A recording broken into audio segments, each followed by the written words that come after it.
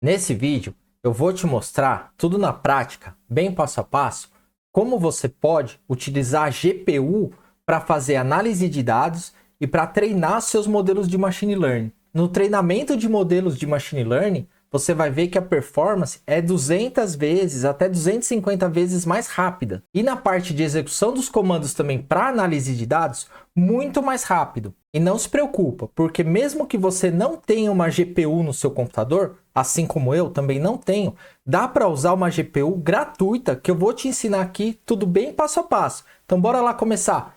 Vem comigo. Olá, se você ainda não me conhece, meu nome é Jefferson, eu sou o criador do canal e é sempre um prazer ter você aqui comigo. Bora lá começar, que eu vou te mostrar aqui tudo bem passo a passo como que você instala, configura a biblioteca Rapids. O nome dela é Rapids, é uma biblioteca que foi desenvolvida pela equipe da NVIDIA justamente para trabalhar com GPUs e acelerar todo o trabalho de análise de dados, treinamento de modelos de machine learning e muito mais. Eu vou te dar alguns exemplos aqui na prática, medindo o tempo, para você ver como isso é eficaz, como isso deixa nosso trabalho muito mais rápido, principalmente no treinamento de modelos de machine learning que acelera em 100, 200 até 250 vezes o tempo de treinamento. E inicialmente a gente vai começar utilizando o Jupyter Notebook local. Depois eu vou te mostrar lá no Google Colab como instala, configura e como usa a GPU gratuita do Google Colab também. Só que se você tiver GPU na sua máquina, não acha que você está fazendo os comandos aqui e está utilizando o poder de processamento da sua GPU. Não, são outros pacotes, são alguns detalhes que mudam nos comandos, mas é coisa muito simples. Mas eu vou te ensinar, o que eu vou te mostrar daqui a pouco no Google Colabs vai servir para você fazer no Jupyter Notebook local se você tiver GPU na sua máquina, beleza? E antes da gente iniciar, só para não interromper o vídeo e eu ficar dando recados, eu vou te dizer que todo o material aqui e vídeos também, outros vídeos correlacionados, vai ter o link disponível na descrição do vídeo. Então todo esse material, tanto do Jupyter Notebook local, como do Jupyter Notebook lá do Google Colab, com todas as configurações, códigos, vai estar disponível para você baixar. O importante aqui é só você me acompanhar nesse passo a passo para você aprender, ok? Vamos lá. Primeira coisa que a gente vai fazer, o tradicional, vamos importar os pacotes. Pandas, NumPy, o pacote Time, para a gente medir o tempo ali de execução de algumas coisas. E vamos trabalhar com o Random Forest, ou seja, vamos criar aqui um modelo de classificação utilizando o Random Forest lá do pacote Scikit-Learn.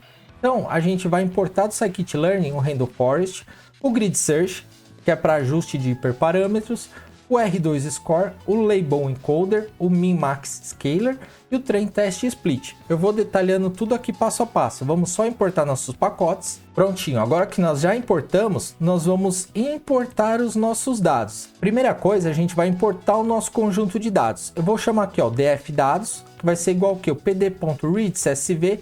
Eu vou importar esse arquivo, dados_10mk. O que significa 10mk? É o nome do arquivo, porém, é só para a gente diferenciar que esse arquivo aqui vai ter 10 milhões de registros. Que a gente vai utilizar um outro também menor mais adiante. Então olha lá, vamos importar. Aqui pode observar que é o seguinte, sempre no começo, o primeiro comando aqui da célula, eu coloquei esse %time. Para que é isso? Porque automaticamente o Jupyter Notebook vai dar o tempo de execução dessa célula. Para não precisar ficar toda hora fazendo o cálculo ali de time, ponto início, time, ponto fim. Então eu uso dessa forma, %time, e ele já me traz aqui, ó, tá vendo, ó, o all time, 17,5 segundos ele levou para importar esse arquivo com 10 milhões de registros. Esses tempos a gente vai comparar depois, utilizando tudo na GPU. Aí vocês vão ver as diferenças. Então olha só, aqui eu importei 10 milhões de registros, demorou 17 segundos, ok? E por que ele está aqui acima do comentário? Porque ele precisa ser primeiro comando da célula. Se você colocar depois do comentário, mesmo que as linhas acima estejam comentadas, ele vai dar erro. Então sempre tem que ser o primeiro comando, beleza? Vamos prosseguir. Aqui eu vou ver o shape do nosso arquivo. Olha só, então eu tenho 10 milhões ali e um pouquinho de registro. E 11 colunas, 11 variáveis. Aqui eu vou visualizar as informações do meu conjunto de dados. Eu tenho essas informações aqui. Aqui não tem valor nulo, nada. É um arquivo de exemplo que é justamente para a gente ver performance, ver a GPU funcionando. Olha lá, aqui eu vou verificar se tem algum valor nulo. Pode observar que aqui ele já demorou um pouquinho mais, porque ele vai ter que verificar em cada coluna, das nossas 11 colunas, em 10 milhões de linhas, se tem algum valor nulo. Olha lá, ele demorou 9,39 segundos, quase 10 segundos. Beleza, e não tem valor nulo. Ok. Agora aqui é aquele tradicional comando para a gente ver, quando a gente está fazendo o nosso modelo de Machine Learning, para a gente ver ali os valores distintos por cada variável. Então aqui eu vou estar criando uma lista vazia. Eu vou colocar aqui, ó, for i in dfdados, .columns, que eu vou pegar aqui as colunas, fazer um slice da 0 até a 11. Por que a 11? Tá vendo aqui, ó, ele vai até a 10, mas o índice é exclusivo em Python. Então tem que colocar até o 11, porque aí ele vai, faz o 11, para. Se eu colocar só até o 10, ele vai pegar e vai deixar de fora essa última aqui, ok? Então aqui eu coloco aqui, ó, o slice.toList. Em seguida, eu vou exibir isso aqui, eu vou colocar o comando len dfdados i, que é a coluna que ele está passando no momento do for. Vou converter ela para string e vou colocar um ponto value counts para ele contar os valores distintos. E por fim, eu atribuo esse mesmo cara aqui na lista. Só que aí eu faço o que? Os valores únicos, ponto append, e atribuo isso numa lista. Olha só, vamos executar, medindo o tempo disso.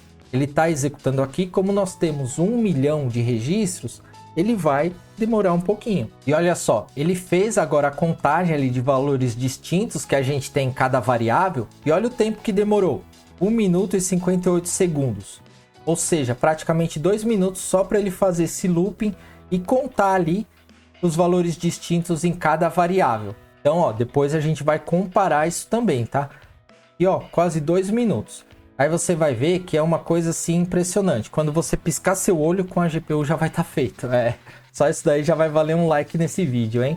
Não esquece, já vai deixando seu like aí e bora prosseguir.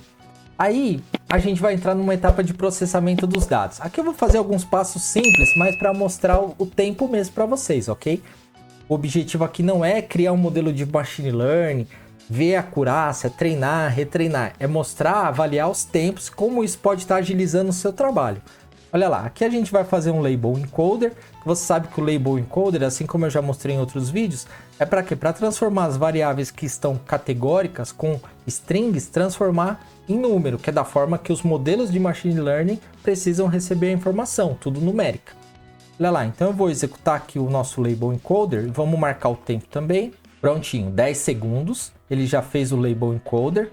Vamos visualizar, pode ver que agora está tudo como numérico, ok? Exceto a variável empréstimo, porque no scikit-learning aqui do Jupyter Notebook, com o Jupyter Notebook local, a gente não precisa converter a variável alvo em numérica. Pode ser feito também, mas aqui como opção eu deixei sem converter. E aqui a gente separa a nossa variável alvo, ok? Que é a variável ali no caso empréstimo, sim ou não, né? Se vai conceder ou não o empréstimo.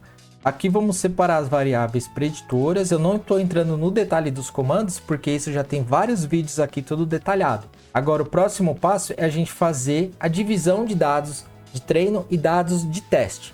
Vamos marcar aqui o tempo e vamos executar esse comando aqui para a gente usar o train test split e dividir. Aqui eu estou dividindo aqui, ó, dados de teste 20% e 80% vai ser dados de treino, para a gente treinar o nosso modelo de machine learning. Feito isso, ó, 6 segundos só para separar dados de treino e de teste. Próximo passo, vamos fazer a normalização. Executando aqui, medindo o tempo, a gente vai ver quanto tempo ele leva para normalizar. Olha só, 3.16, ok. E aqui a gente vai dar um print aqui nos nossos dados de treino, tanto a nossa variável alvo como as variáveis preditoras. Então olha só, nós temos aqui, ó, depois de separar em treino e teste, nós temos então 8 milhões de registros, 8 milhões de linhas no nosso arquivo para a gente fazer o treinamento desse modelo. E aí a gente vai utilizar o Random Forest, que é o que? Como vocês já sabem, já trouxe vários exemplos, um conjunto de árvores de decisão. Então aqui a gente só vai aqui construir o nosso modelo e agora aqui a gente vai treinar o nosso modelo. Então o que a gente vai fazer? Aqui, só para fazer de uma forma diferente, também para você ter o comando e saber como fazer, Eu vou utilizar ali o pacote time, que a gente importou lá no início. Eu vou colocar aqui uma variável início, que vai ser o quê? O time.time, ou seja, a partir do momento que a gente clicar aqui na célula para executar, ele já vai marcar, pegar aquele horário ali de início e vai jogar nessa variável. Aí em seguida ele vai fazer o quê? O fit, o treinamento do nosso modelo. E quando terminar, ele vai vir para esse comando de baixo, que ele vai fazer o fim, vai pegar o horário que terminou. E aqui a gente vai exibir o tempo de treinamento do modelo em minutos. Vamos colocar um round aqui arredondando para 2 casas decimais. E aqui a gente vai fazer o fim menos o início, dividido por 60. Por quê? Aqui ele pega o tempo em segundos. Então a gente divide por 60, que aí a gente acha o minuto. Então a gente vai fazer fim menos início, dividido por 60, arredondado com 2 casas decimais. E aí a gente vai ter o tempo de treinamento desse modelo em minutos.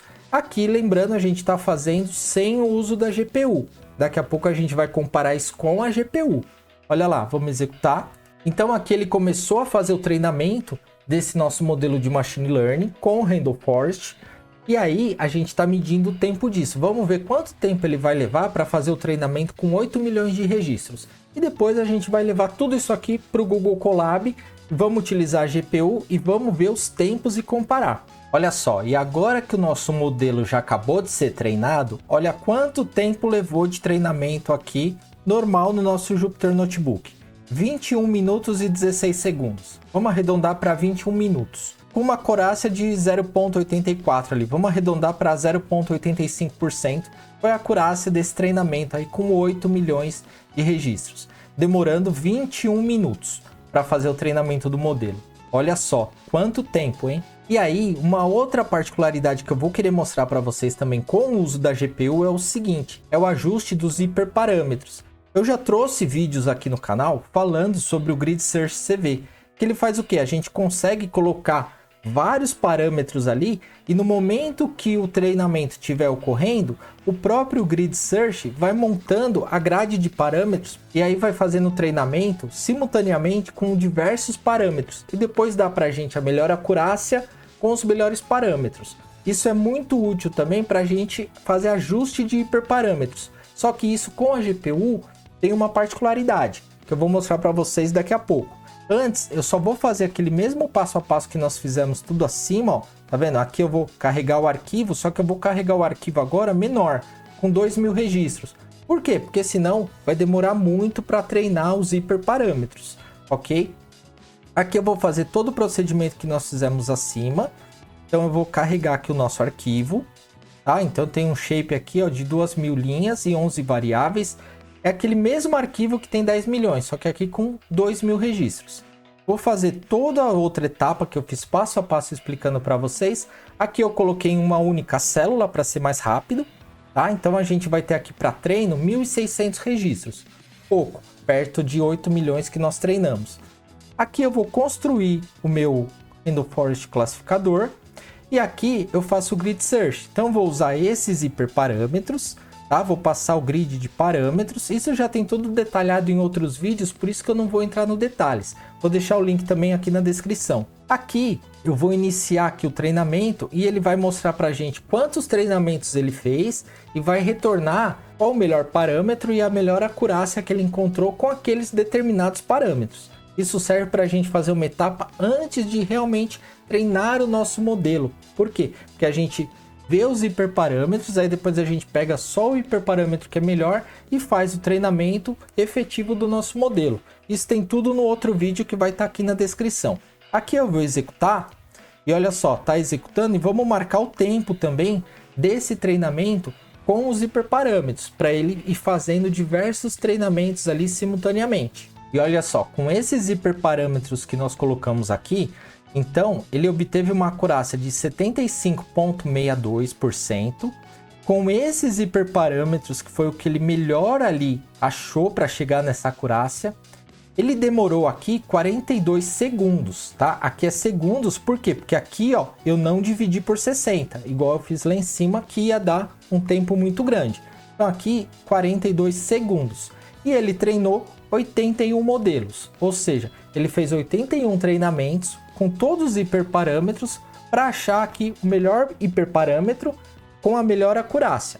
Então vamos também marcar esse número aqui, ó, 42 segundos, ok? Que ele fez para treinar 81 modelos. E agora a gente vai fazer tudo aquilo com o uso da GPU. Só que vocês vão ver qual a diferença, o tempo das análises, o tempo que a gente executa cada comando e o tempo de treinamento. Você vai se surpreender.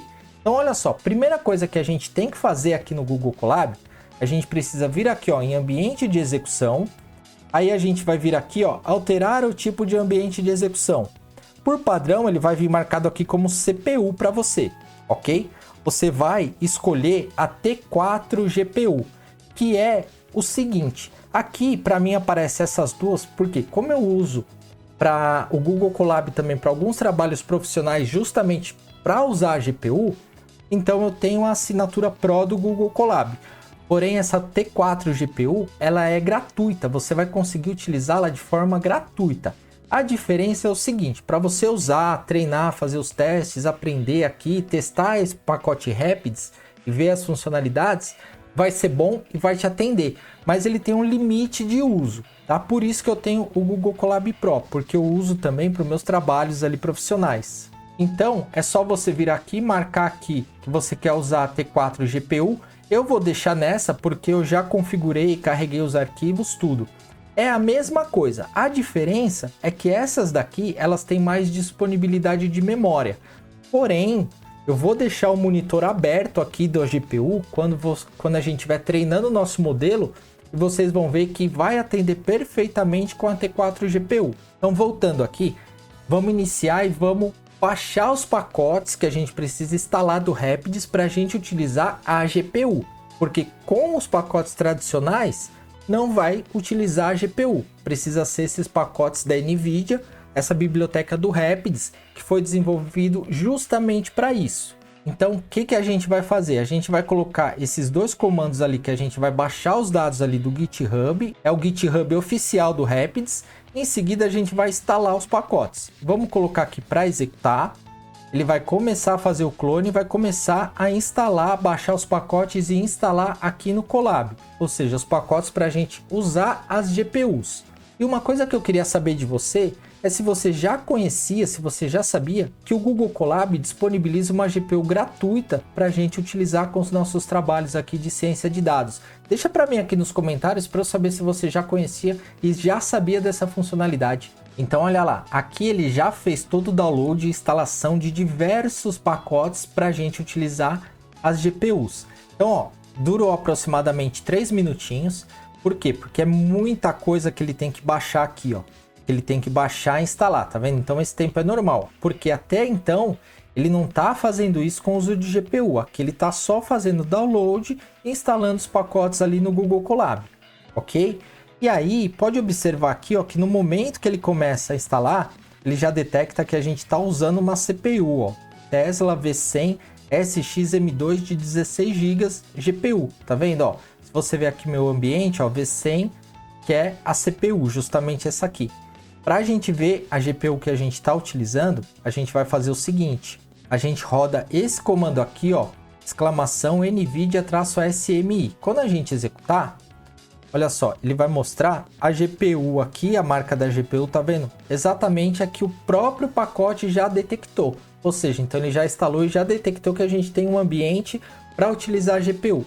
Se você tiver GPU na sua máquina, faz esse procedimento aqui de instalação no seu Jupyter Notebook. Todo esse passo a passo que eu vou te mostrar no Google Colab, você pode usar a GPU da sua máquina, caso você tenha GPU. Eu estou mostrando aqui no Google Colab porque é uma alternativa gratuita para quem não tem GPU no computador e também porque eu não tenho GPU no meu computador para poder demonstrar o uso dessa GPU, ou seja, as melhorias que ela traz. Mas se você tiver isso, vai funcionar perfeitamente no seu computador local também. E aí o próximo passo é o seguinte, a gente vai importar os pacotes. Mas lembra que lá no Jupyter Notebook normal, a gente usou Pandas e o Scikit-Learn. Como que a gente importava? O import pandas ASPD, né? Import pandas SPD e o from Scikit-Learn e o nome aqui de cada modelo, de cada pré-process, o model select, só que a gente colocava o sklearn do Scikit-Learn. Aqui, o que esse pacote faz? Eles implementaram tudo isso e muda pequenas coisas. Em vez de a gente importar o scikit-learn, você precisa importar aqui ó, o QDF, que é o data frame para trabalhar com a GPU, que é o pandas para trabalhar da GPU, tem todas as funcionalidades que o Panda tem. É a mesma coisa, só o nome do import que vai mudar. E aqui, em vez da gente colocar from sklearn, a gente vai colocar from CUML, ou QML, ou QML, né? Cada pessoa chama de um jeito. Mas a gente troca aqui, ó, e coloca o CUML, que é o que? É também a biblioteca lá do Rapids, que tem todos os pacotes igual do scikit-learn, ok? Então só precisa mudar esse comandinho aqui para trabalhar com a GPU. Vamos importar ele aqui. Pronto, ele já importou as bibliotecas e agora a gente já está com os pacotes carregados próprio para trabalhar com a GPU. Por quê? Qual é a diferença aqui desse Rapids, por exemplo? Já tinha formas de utilizar as GPUs com Python, com os nossos trabalhos de ciência de dados, pré-processamento, treinamentos de modelo de machine learning, só que a gente precisava usar um outro pacote, o CUDA. Só que o CUDA, a gente precisava fazer alguns trabalhos a mais ali, umas linhas de código a mais, que por sinal não era fácil. Por quê? Quando a gente carrega o nosso conjunto de dados, ele fica onde? Na memória RAM do nosso computador, correto? Só que quando a gente vai trabalhar com GPU, esses dados a gente precisa tirar da memória e colocar na GPU em um formato específico colunar para a GPU poder ler esses dados. E aí com o CUDA a gente precisava fazer todo esse trabalho manual. Esses pacotes aqui, eles já fazem isso conforme a gente carrega, ele já faz isso carregando os dados na GPU. Então a gente poupa ali cerca de 40, 50, até mais linhas de código, que a gente não precisa ter todo esse trabalhão de tirar dados da memória e levar para a GPU. Isso já é feito automaticamente. E a gente só troca alguns comandinhos, alguns imports, alguns detalhezinhos. Eu vou mostrando para vocês aqui passo a passo. Mas o mais interessante é o tempo de processamento disso. E agora que a gente já importou os pacotes, o que a gente vai fazer? Vamos carregar o arquivo e vamos começar a comparar os tempos. Os nossos arquivos já estão carregados aqui. Como eu vou disponibilizar esses arquivos para vocês, simplesmente para carregar os arquivos, basta vir aqui, ó. Ele vai abrir a telinha do seu computador, você escolhe o arquivo e manda abrir. Aí ele vai carregar para cá. Esse de 10 milhões de registros, ele demora um pouquinho para carregar, porque ele é pesado, é um arquivo de quase 1 GB. Esse outro aqui é mais rápido, ok? Então vamos lá, vamos começar e vamos ler aqui o nosso arquivo, vamos carregar. Os comandos são iguais.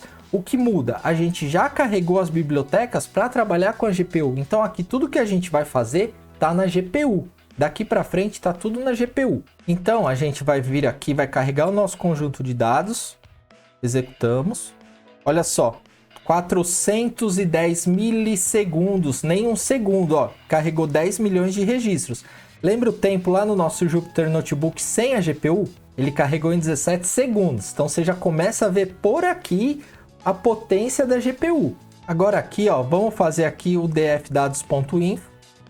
Aqui também é super rápido, lá também foi rápido, ó, 10 milissegundos, tá vendo? Agora aqui a gente vai verificar os valores nulos, vamos executar. Pronto, olha, impressionante, 12 milissegundos. Nem um segundo, é rápido demais. Aqui, sem a GPU, demorou quase 10 segundos. E aqui, nem um segundo. Ou seja, 12 milissegundos é praticamente 1/10 de um segundo. Agora aqui, ó, lembra esse comando aqui que a gente executou lá no Jupyter Notebook local? E olha ele aqui, ó, quanto tempo ele demorou para executar? 1 minuto e 58 segundos, praticamente 2 minutos. Agora vamos ver a execução dele aqui com a GPU. Olha lá, 292 milissegundos, nem um segundo. É impressionante, né? E olha lá, vamos fazer então o nosso encoder aqui. Aqui tem uma particularidade, tá? Pode observar que lá no scikit-learn local mesmo, do pacote scikit-learn, a gente não fez o label encoder da variável alvo, que no caso é essa variável empréstimo, sim ou não. Aqui a gente precisa fazer. Para converter ela vai ficar como 0 ou 1, ok? Essa é a única diferença aqui até o momento. Então a gente vai pegar e vamos executar aqui, ó.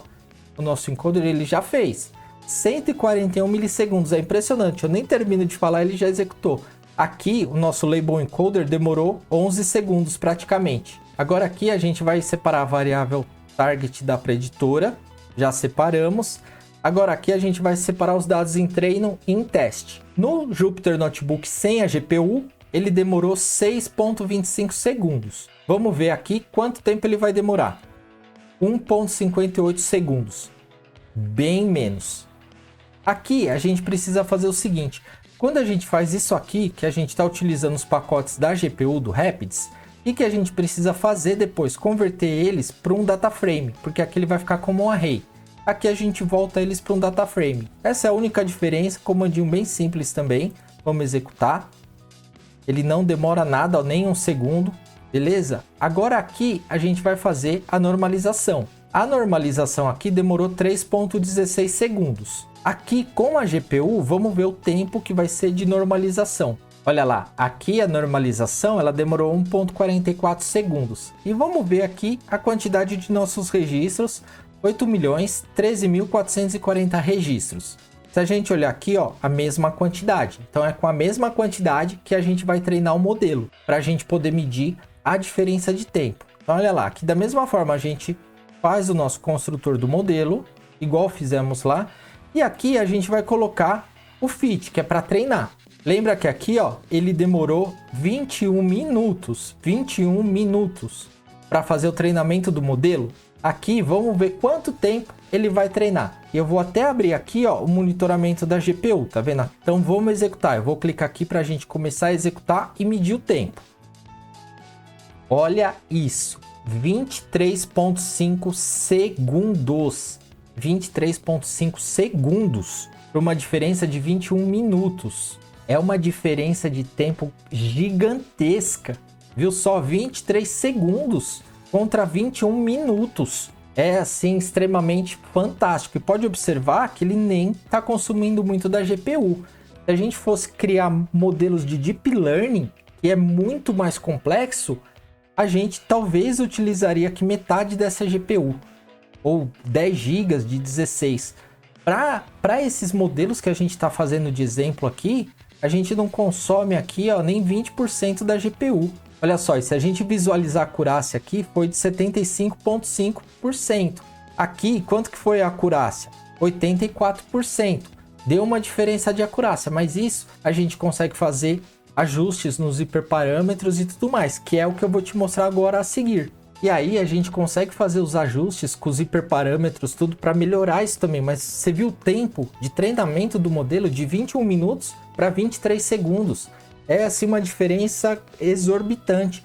E antes da gente ver agora o Grid Search aqui também como funciona e algumas particularidades, se você não tiver inscrito, se inscreve aqui no canal. Porque toda segunda, quarta e sexta eu trago conteúdos novos. Tudo explicado bem em detalhes, passo a passo. Faço com você na prática, disponibilizo todo o material, todo o código-fonte, com certeza isso vai te ajudar bastante. Então se inscreve aqui e ativa o sininho das notificações para você sempre ficar por dentro dos novos vídeos. E bora prosseguir aqui, e olha lá, aqui a gente vai utilizar aquele conjunto de dados menor, justamente para a gente poder fazer os hiperparâmetros, igual nós fizemos lá no nosso Jupyter Notebook local. Só que aqui eu vou fazer tudo de uma vez já, para depois a gente só montar o grid de hiperparâmetros e treinar o modelo. Para a gente não ficar vendo passo a passo, porque a gente já viu. Então bora executar. Prontinho, ele já carregou tudo, já executou. Então nós temos 1.600 observações para treino agora, com os hiperparâmetros, que são as mesmas, tá vendo, que nós fizemos aqui, ó. Aqui no Jupyter Notebook local. Então, olha lá, aqui a gente vai criar o nosso grid de hiperparâmetros. Lembrando que eu não estou entrando nesse detalhe porque tem isso em outros vídeos que vai estar aqui na descrição, o link para vocês assistirem. E agora a gente vai fazer o treino aqui do nosso modelo, com os hiperparâmetros utilizando aqui o Grid Search. Aí vamos executar. Agora ele começa a executar com os hiperparâmetros e a gente vai comparar lá com o Grid Search do Jupyter Notebook local. E olha aqui. Aqui que ele já processou, então ele demorou com o Grid Search 1 minuto e 9 segundos. Se a gente comparar, aqui demorou 42 segundos. Ou seja, com a GPU aqui utilizando o Grid Search, ele não teve uma boa performance. Eu procurei na documentação, procurei em alguns fóruns e essa biblioteca aqui, esse pacote específico do Grid Search, ele está em ajustes ainda. Por isso que ele ainda não está muito bem preparado para funcionar igual os outros pacotes ali que a gente treinou e viu que foi super rápido. Então, uma dica para você contornar essa situação, o que pode ser feito? Treina com os hiperparâmetros aqui fazendo uma amostra, pega os melhores parâmetros do modelo e quando for executar com uma grande massa de dados que você precisar desses hiperparâmetros, você passa os hiperparâmetros direto na construção do modelo, sem fazer o grid search. Vai dar na mesma, porque aqui é só para identificar o melhor parâmetro, como a gente fez aqui, ó. Pode ver que aqui, tá vendo? Ele, ó, teve praticamente a mesma acurácia, ó, 74 aqui, 75 aqui. Tá vendo? Ele treinou 81 modelos, aqui ele treinou 81 modelos. Então, praticamente os mesmos resultados. Só que aqui a performance do grid search não foi tão boa. Mas tem uma solução de contorno. Pega os hiperparâmetros, carrega lá no conjunto de dados que tem todos os seus dados que você precisa treinar e pronto. Aí você vai treinar seu modelo aí em 10, 15, 20 segundos, dependendo da quantidade de dados que você tiver. Viu só como a utilização da GPU, principalmente utilizando de uma forma gratuita assim do Google Colab, ajuda bastante a gente a agilizar e acelerar aqui o nosso processamento, principalmente o treinamento dos modelos. E ó, não esquece de deixar seu like nesse vídeo e se você ficou com alguma dúvida ou tiver alguma sugestão, deixa para mim aqui nos comentários que eu te respondo o mais rápido possível. Muito obrigado e até o próximo vídeo.